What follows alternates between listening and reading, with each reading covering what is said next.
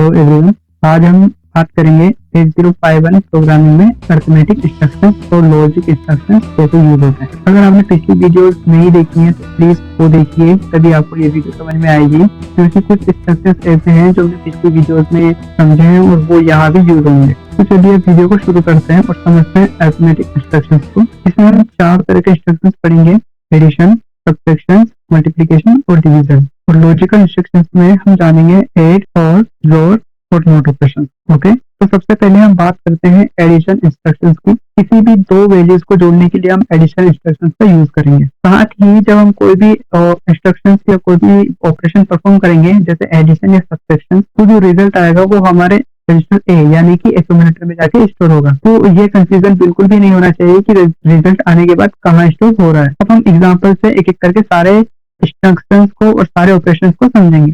तो पहले हम एडिशन वालों को पढ़ रहे हैं, तो हम एडिशन के लिए एग्जांपल देखते हैं। आपकी स्क्रीन पे लिखा हुआ है MOV A,05H। जो 05H है, H रिप्रेजेंट करता है हेक्साडेसिमल नंबर को। तो हम इस इंस्ट्रक्शन में कह रहे हैं कि एक्यूमुलेटर ए यानी जो रजिस्टर ए है उसमें 5 को लोड करो। ओके, फिर हम एडिशन के लिए इंस्ट्रक्शन लिखेंगे, वो है एड A,03H। इसका मतलब है कि एक्यूमुलेटर ए में 03H को ऐड कर दो। तो जैसे एक्यूमुलेटर की वैल्यू और 03 को हम जैसे ऐड करेंगे तो हमारे पास एक वैल्यू आएगी। फॉर जनरल जब हम 5 + 3 को ऐड करते हैं तो हमारे पास 8 आता है। तो यह जो 8 है, जो रिजल्ट है हमारा, वो एक्यूमुलेटर में जाके स्टोर हो जाएगा। ओके, यहाँ तक समझ में आया। दूसरा एग्जांपल समझते हैं। MOV A,#F5। F5 को एक्यूमुलेटर में लोड किया। MOV R0,#0A। 0A को R0 रजिस्टर में लोड किया। उसके बाद एड A,R0। इसका मतलब होता है एक्यूमुलेटर और R0 रजिस्टर में जो वैल्यू है उनको आपस में ऐड करना है। तो हमारे पास एक रजिस्टर ए में F5 है प्लस R0 में हमारे पास 0A है। जैसे हम इन को ऐड करेंगे तो हमारे पास एक फाइनल रिजल्ट आता है FFH। और ये रिजल्ट स्टोर होगा एक्यूमुलेटर में। अब अगर आप FF को डेसिमल में कन्वर्ट करते हैं तो आपको एक वैल्यू मिलती है 255 यानी कि 255। ये एक डेसिमल वैल्यू होती है। अब यहाँ पे एक इम्पोर्टेंट नोट करने वाली बात है कि जो हमारे पास जो रजिस्टर्स हैं जहाँ पे हम रिजल्ट को स्टोर करते हैं और वैल्यू को स्टोर करते हैं, वो हमारे पास 8 बिट के होते हैं। तो हमारे पास एक लिमिट है कि हम 8 बिट डाटा को ही रजिस्टर से स्टोर करवा सकते हैं, चाहे वो रिजल्ट हो या कोई भी डाटा हो। इसका मतलब जो भी डेटा होगा अगर वो 0 से लेके 255 तक की रेंज में होगा तो हम उसे रजिस्टर में स्टोर करवा सकते हैं। ओके, अगर मान लो कोई भी डेटा जब हम कोई एडिशन परफॉर्म करेंगे और हमारे पास अगर वैल्यू इस रेंज से बाहर आती है, फॉर एग्जांपल अगर रेंज हमारी 255 है, तो अगर हमारे पास रिजल्ट 256 आ गया तो फिर ये 8 बिट रजिस्टर्स को स्टोर नहीं कर पाएंगे। फिर क्या करेंगे हम, वो हम आगे जानते हैं। For example MOV A,#F0। F0 को एक्यूमुलेटर में लोड किया। Add A,#20। फिर एक्यूमुलेटर की वैल्यू के साथ 20 का एडिशन। जैसे इन दोनों वैल्यू को ऐड किया, हमारे पास आता है 110 यानी कि 110। ओके, जब आप इसको डेसिमल में कन्वर्ट करोगे तो आपके पास वैल्यू आती है 272। ओके, अब देखो ये वैल्यू तो रेंज से बाहर है। 272 तो रेंज से बाहर होगी क्योंकि हमारी रेंज तो 0 से लेके 255 तक की। ओके, तो फिर ये वैल्यू रजिस्टर में स्टोर नहीं होगी। तो अब हम क्या करेंगे वो जानते हैं। तो अब यहाँ पे हम एक नया वर्ड का यूज करेंगे, वो है हमारा कैरी फ्लैग। ओके, जैसे ही हमारा रिजल्ट किसी रेंज से बाहर निकल जाता है, मतलब 8 बिट से ज्यादा का हो जाता है जब कोई रिजल्ट, तो फिर क्या करता है, जो लोवेस्ट बिट्स होते हैं, जो फॉर एग्जांपल अगर कोई वैल्यू है और वो उसमें 10 बिट हो गए तो हमारा रजिस्टर तो 8 बिट का है। बिट मतलब 0101। तो अगर 10 बिट हो गए हैं और बच रहे हैं 8 बिट और हमारा रजिस्टर 8 बिट का है, तो पीछे के 8 बिट्स को स्टोर कर लेगा तो बाकी को भेज देगा कैरी फ्लैग में, और हमारा कैरी फ्लैग जो है वो हो जाएगा 1 पर सेट। ओके, यहाँ तक समझ आया। कहने का मतलब जो हमारा रजिस्टर है ए, वो 8 बिट का है और जो रिजल्ट है वो 8 बिट से ज्यादा का है, तो लोअर 8 बिट्स को ए स्टोर कर लेगा और बाकी को कैरी फ्लैग रजिस्टर में स्टोर हो जाएगी।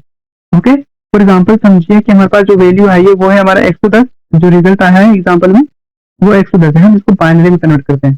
तो 0 को हम लिखेंगे 0000, 1 को हम लिखेंगे 0001 और 100001।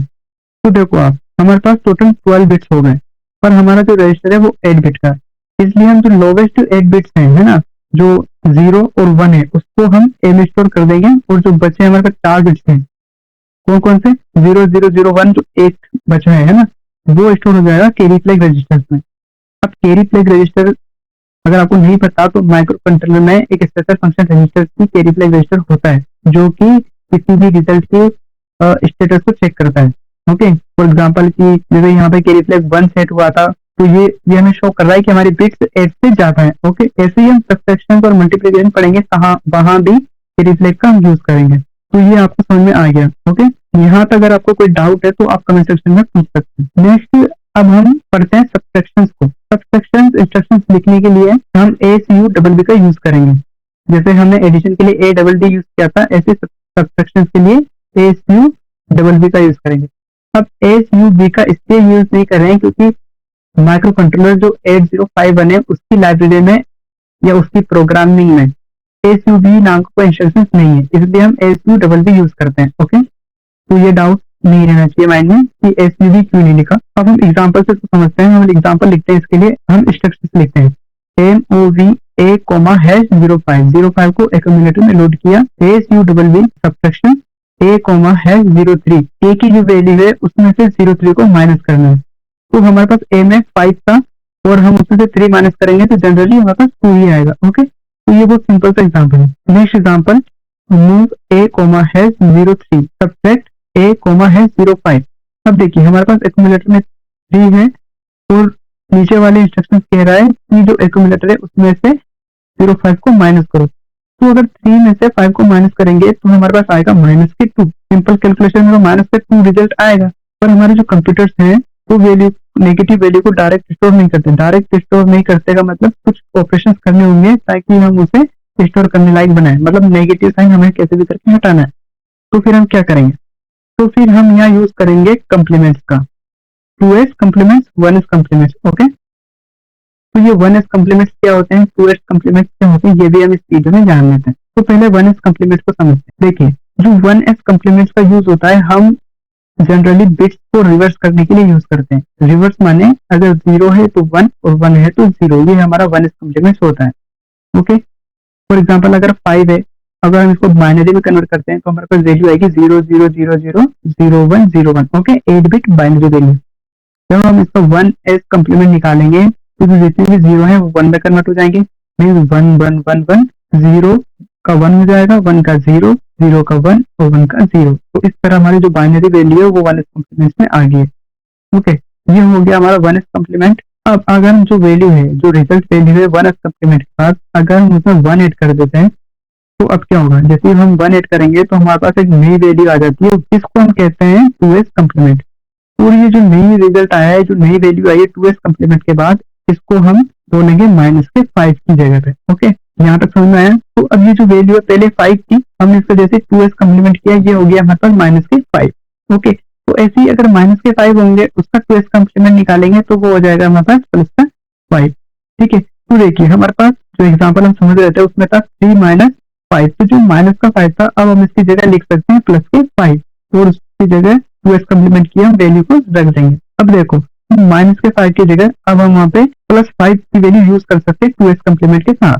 ठीक है, और वो कुछ इस प्रकार होगा, हम एडिशन अब हमें परफॉर्म करना होगा। तो 3 + -5 और -5 को हमने कम्प्लीमेंट करके एक बाइनरी डिजिट में बदल लिया है। ओके, और जब हम इनका एडिशन करते हैं तो हमारे पास एक न्यू वैल्यू आती है 11111110, और इसको हम हेक्साडेसिमल में लिखेंगे FEH, और ये वैल्यू जाके स्टोर हो जाएगी हमारे पास एक्यूमुलेटर में।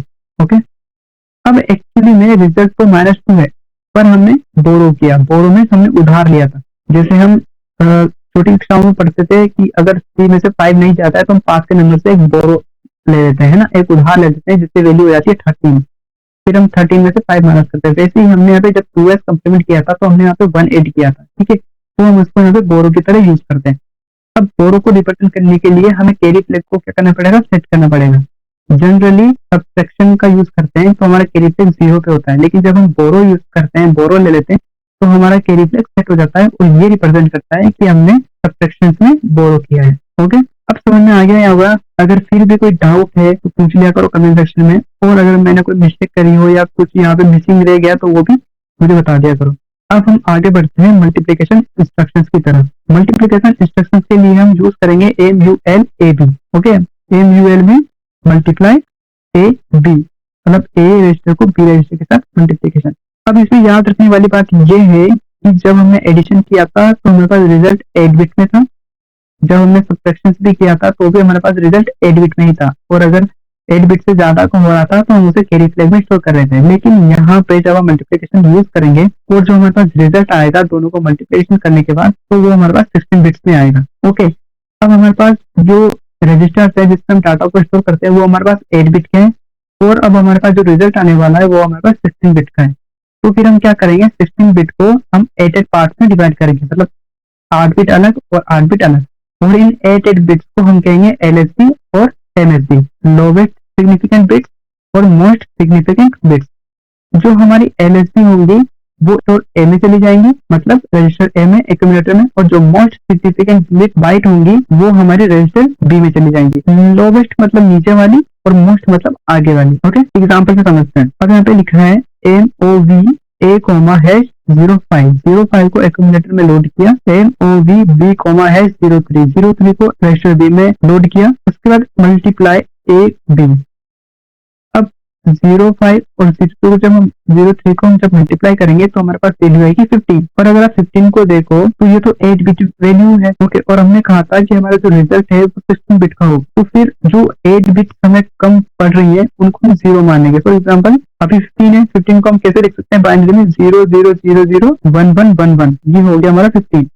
ओके, मैं ये मान के चल रहा हूँ कि आपको डेसिमल से बाइनरी में और बाइनरी से डेसिमल में, हेक्साडेसिमल से डेसिमल में और डेसिमल से हेक्साडेसिमल में कन्वर्ट करना आता है। अगर किसी को नहीं आता है तो प्लीज कमेंट सेक्शन में मुझे एक बार बता देना ताकि मैं इस पे भी एक डिटेल वीडियो बना। तो हमने 15 को जब डेसिमल में कन्वर्ट किया तो हमारे पास जो वैल्यू आई है वो आई है प्लस 00001111। ओके, ये हमारे पास बाइनरी में कन्वर्ट हो गया, लेकिन ये तो 8 बिट है और हमारा जो रिजल्ट आना चाहिए था वो 16 बिट में आना चाहिए था। तो जो बाकी की जो बिट्स हमारे पास नहीं है उनको हम 0 मान लेंगे, मतलब 00000000। ओके, अब हमने कहा था कि जो हम इनको 2 पार्ट में डिवाइड करेंगे, मतलब 8 बिट्स अलग और 8 बिट्स अलग। तो जो पीछे वाली जो बिट्स हैं, मतलब जो हमारा जो 15 आया था, 15 को हम हेक्साडेसिमल में F लिख सकते हैं। ओके, तो जो हमारा 0F है वो स्टोर हो जाएगा एक्यूमुलेटर में, तो जो हमने मानी थी, जो हमारे पास 8 बिट्स कम थी जिनको हमने 0 माना था, वो मोस्ट सिग्निफिकेंट बिट्स कहलाएंगी और वो स्टोर हो जाएंगी रजिस्टर B में। तो ये हो गया हमारा मल्टीप्लिकेशन। ओके,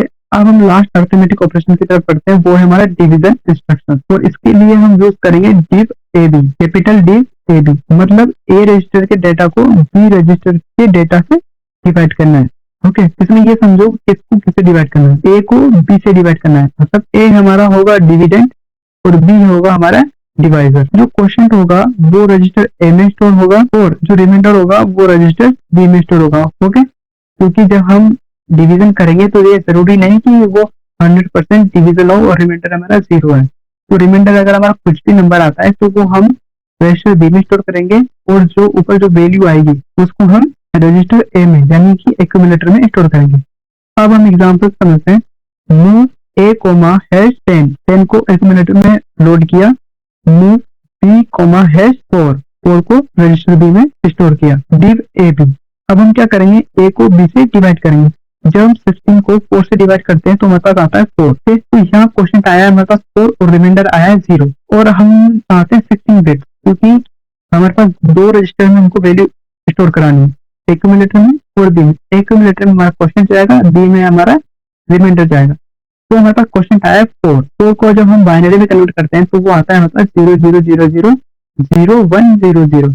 ये हमारा चला जाएगा रजिस्टर A में। ओके, और जो हमारा रिमाइंडर है 0 उसको हम 8 बिट्स में कैसे लिखेंगे, 00000000, ये चली जाएगी हमारी रजिस्टर B में। हम जो वैल्यू यूज कर रहे हैं वो हेक्साडेसिमल है, इसका मतलब ये रियल वैल्यू नहीं है, हेक्साडेसिमल वैल्यूज है। जैसे हमने पिछले एग्जांपल में समझा था 10 की जो डेसिमल वैल्यू होती है वो होती है 16। अगर डिवाइजर 0 हो गया तो फिर क्या करेंगे, किसी भी नंबर को 0 से डिवाइड करते हैं तो वो अनडिफाइंड होता है, तो यहाँ पे भी वो अनडिफाइंड ही होगा।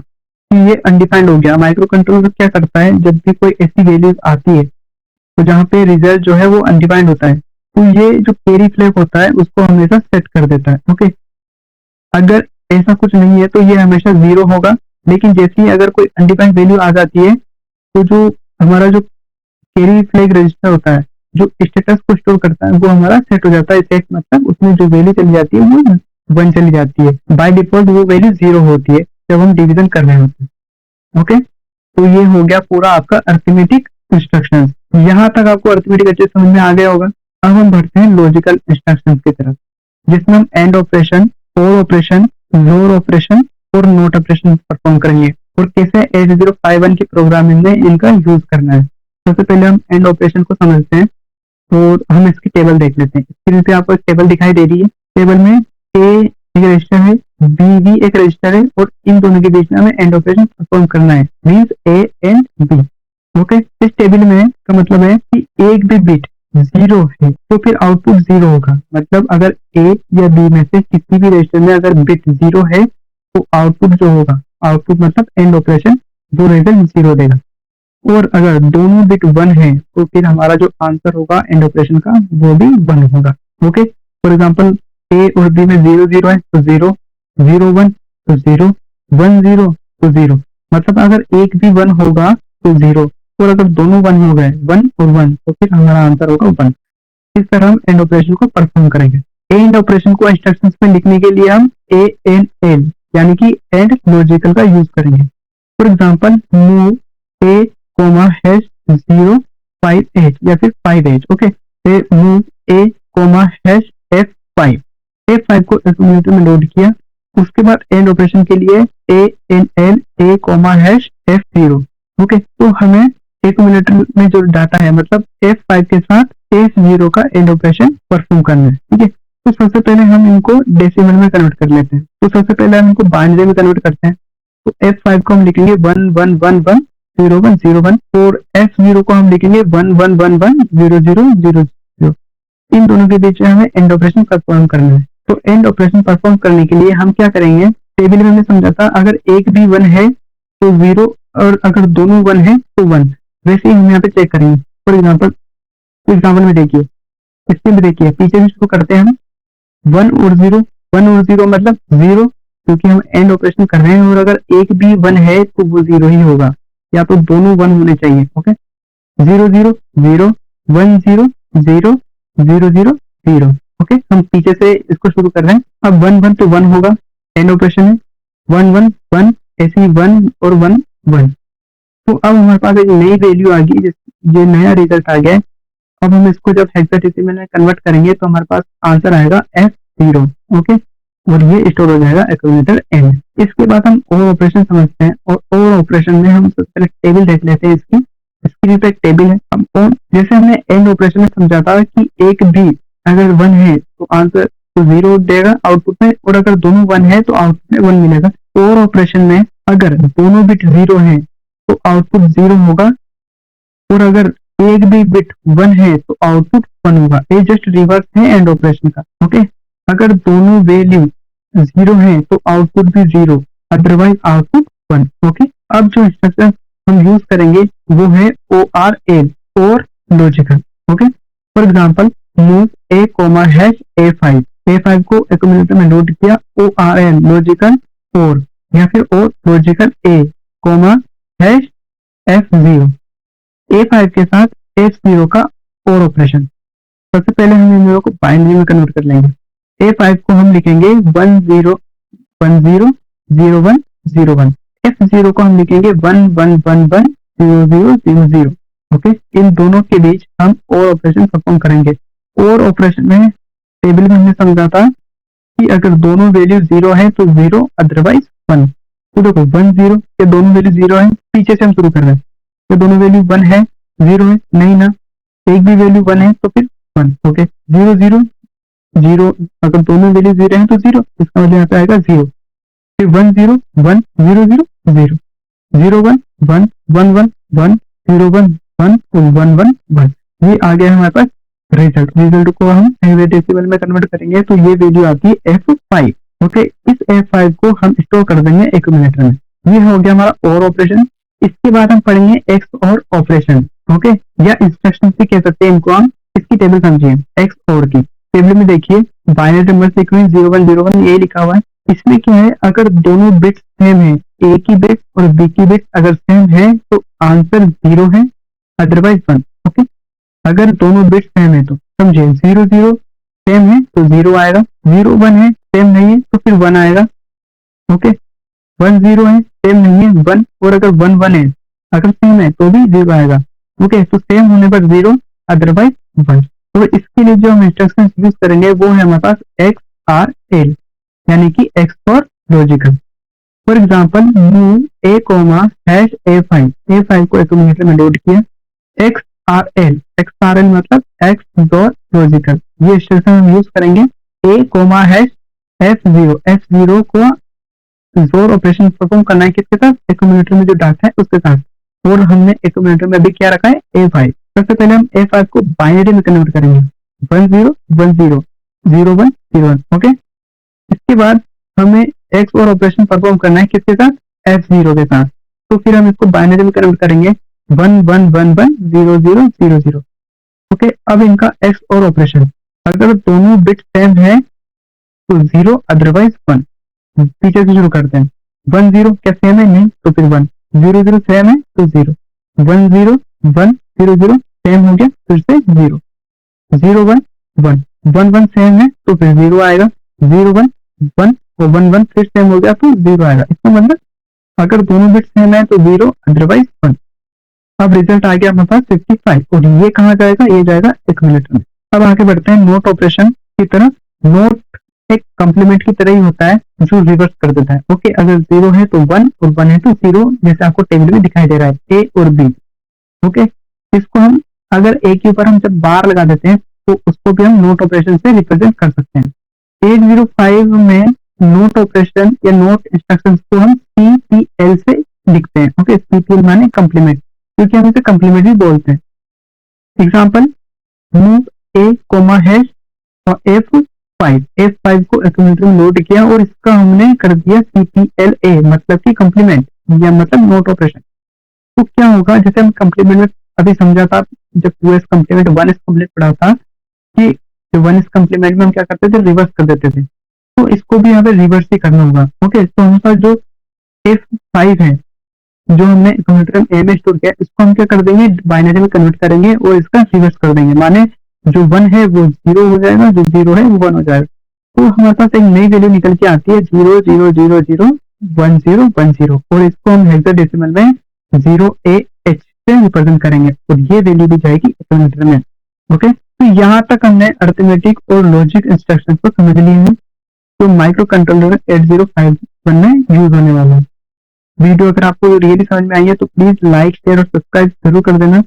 कॉलेज में ग्रुप बन चुके होंगे, व्हाट्सएप ग्रुप होंगे तो वहां भी शेयर कर देना। तो मिलते हैं नेक्स्ट वीडियोस में, अभी के लिए इतना ही।